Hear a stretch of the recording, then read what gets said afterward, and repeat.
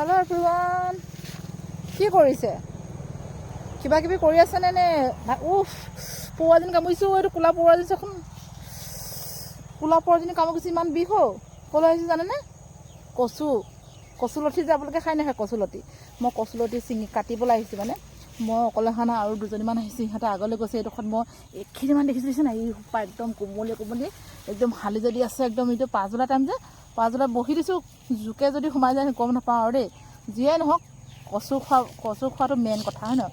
কচুৱে মানে আজি কচ মাছ আৰু কচু আপোনালোকে পাতত দি খায়নে বাৰু? কচ মাতে এই কথাবিলাক নুফুটা হৈ গৈছে জানেনে? বয়সৰ অনুপাতে এনে কথাবিলাক ভুল হৈ গৈছে। আৰু তাৰপিছত কচু কাটিবলৈ আহিছোঁ। কচ মাছেদি প্ৰত্যেকবাৰতে ভুল হৈছে।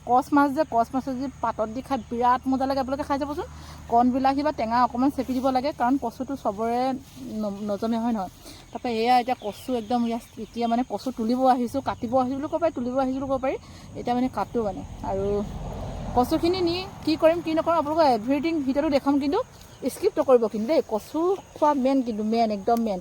এতিয়া কচু কাটিম আৰু আপোনালোকে চাব, এয়া কচু পূৰা বাৰী, আৰু একদম তাতে আৰু জংঘল কিবা কিবি আছে, আৰু জংঘলত মংগল আৰু যিয়ে নহওক, এতিয়া কচু কাটোঁ আৰু আপোনালোকে চাই থাকক। মই কচু কাটিবলৈ ৰেডি।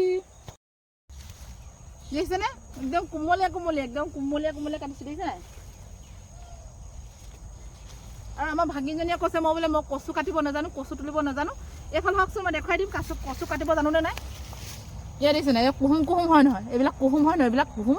মোক বোলে কচু তুলিব নাজানে, মোক কাটিব নিদিয়ে। মোক কৈছে বোলে তই কাটিব নালাগে, তই চাই থাক।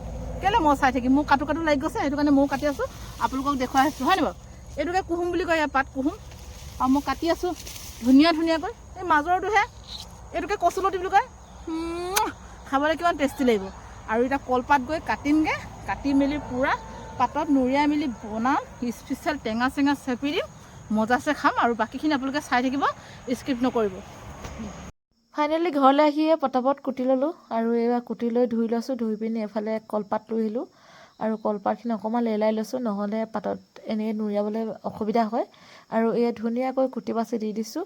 তাৰপাছত দিম মধুসোলেং পাত দি দিলে মানে খাবলৈ ধুনীয়া লাগে। এয়া চাওকচোন, আপোনালোকে ধৰিব পাৰিছেনে? এয়া হ'ল মধুসোলেং পাত। মধুসোলেং পাতটো টেঙা হয়, যিকোনো চব্জিতে খাব পাৰি, মাছৰ চব্জিত। আৰু এইফালে আৰু আদা, নহৰু, পিঁয়াজ এনেকৈ দি লৈছোঁ, আৰু লগতে মছলা অলপ দি লৈছোঁ। কচ মাছটো মছলা নহ'লে গোন্ধ অকণমান চবেই ভাল নাপায়, কচ মাছৰ গোন্ধটো, কাৰণ চালানী মাছ যে। আৰু এয়া মই গোটেইখিনি দি ল'লোঁ, টেঙা, কচু, আৰু এতিয়া আৰু মাছখিনি সানি দিম। মাছখিনি সানি দি ধুনীয়াকৈ পলেপ দি দিম, আৰু তাৰপাছত আৰু নুৰিয়াব আৰু দেই গাইছ। এয়া চাওক, গোটেইখিনি মিহলি সানি দিছোঁ। এয়া হৈ গ'ল।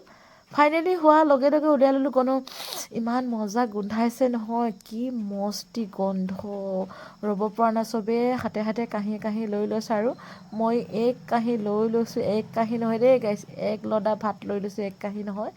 আৰু এয়া বেছি মই ভাত নাখাওঁ, মই চব্জি বেছিকৈ খাওঁ।